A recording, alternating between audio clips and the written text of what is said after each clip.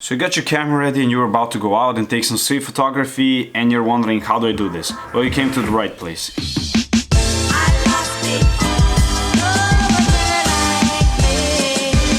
Recently I went out with my friend who is actually pretty new to photography. He reminded me of all the problems that are involved with becoming a street photographer, just starting out, you know, taking pictures of people can be intimidating. You're not sure what to bring with you, what kind of equipment, where you should shoot, what you should shoot and all this stuff. I thought I can share my experiences with you guys. I'm not like a pro, but you know, I've been doing it for 4 years. I have some experience and I've been mainly focusing on street photography because that's my main niche of photography. And hopefully you'll find this video helpful.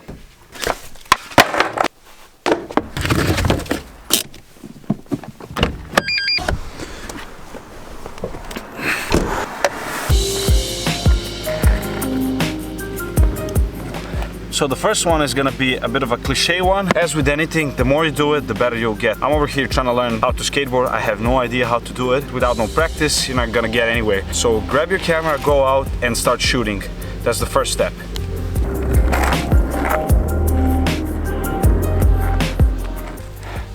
So the second one will be actually camera equipment. Now let me get this straight out of the way. Any camera you use will suffice for street photography, okay? If you don't have anything else, if you can only use your phone, that's it, go out, shoot with your phone. But if you have the money or you were willing to spend some money and buy a new lens, I'd suggest buying a big lens, something like maybe 100 mil, 200 mil.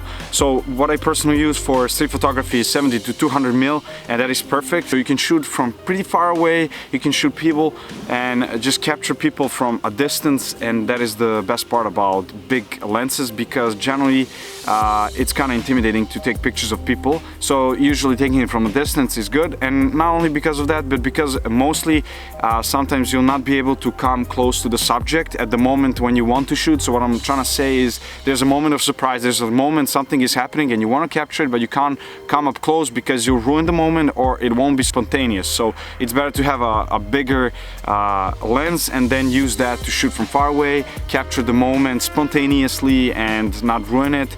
But if you don't have anything else, you can also use the kit lens or I don't know, something of a kind. You just have to come up close to people. But if you don't have the money, as I said, you can use your I don't know, your phone or whatever you have. You know, just get out there, shoot if you don't really have the equipment.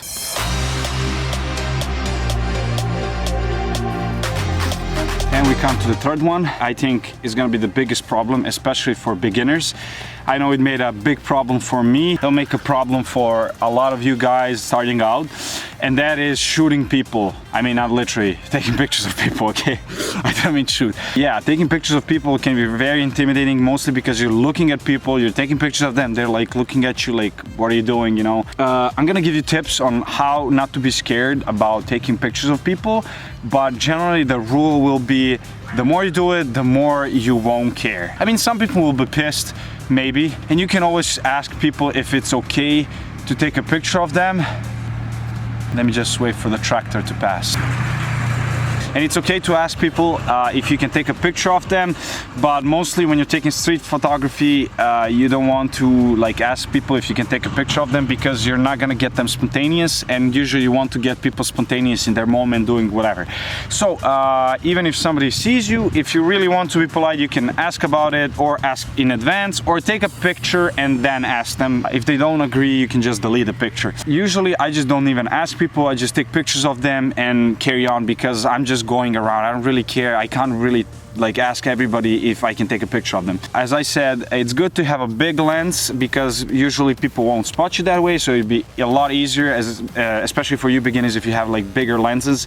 Taking pictures from far away is a lot easier because people will not bother you, they won't look weird at you, they won't really notice. But the second thing is, if you really have a 50 mil or something where you gotta get close up to people, just take a picture of them, and then what I usually do is like I take a picture of somebody, and then if I was looking with the camera at them, I just look above them, so it seems like I was taking a picture of the, I don't know, ambient, the streets, not them, they just got in the way. But yeah, that's actually my tip. You can just, if you have a flippable screen, you can point your camera at them and then look at the screen, not look directly at them. They won't even know. You can like play around with the screen. They'll think you're just, I don't know, adjusting the settings, not taking picture of them.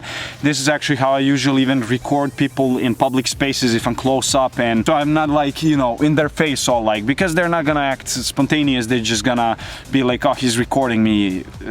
So as I said, first tip, take a big lens if you can. If you can't, just act as you were taking a picture of the whole ambient. Trust me, they'll get you like comfortable, a lot comfortable, and you'll be taking more pictures. Third is take a picture and ask them if it's okay. That way you'll just feel safe about your choice, and yeah. I'm getting kind of better at it. It feels very awkward. These holes are just a chaos for the skateboard. And plus the branches, they are killing me. The only thing is, like, I don't want to get too cocky because then I'll just fall. I have to control myself not to do it too much, you know? And this is a bit of a risk. I mean, I'm carrying my camera while doing this, but you know, whatever.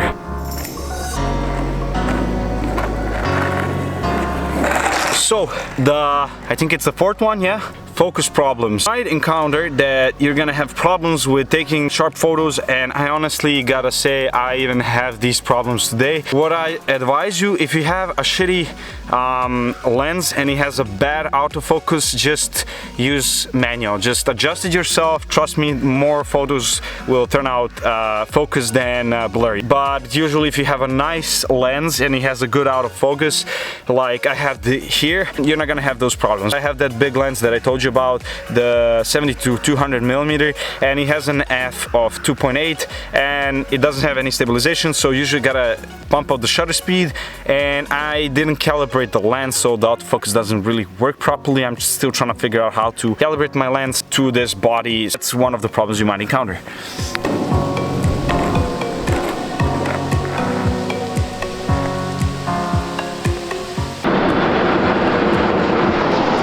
Fifth and sixth would be location and what to shoot. So they're kind of connected to each other. The location, try to find places where there's gonna be stuff happening and you can capture the life of the city, the soul of the happenings, you know, places where there's a lot of spontaneous things happening. This will be usually mostly like city centers, but you can also find interesting things in the parks where there's like people walking dogs and stuff in the city. Places where there's a lot of nice architecture, maybe graffiti, maybe some urban art and whatnot. And the topic of what to shoot will be connected to that. Alleys, cool graffiti, cool architecture, and mostly people. Also animals. There's a lot of other stuff like cars, trams, blah blah blah blah. Search for cool looking people, street artists, people cooking street food, drawing something, maybe creating some kind of art, musicians. Try to look out for those things, and I think that'll be the best way to capture everything that's going around.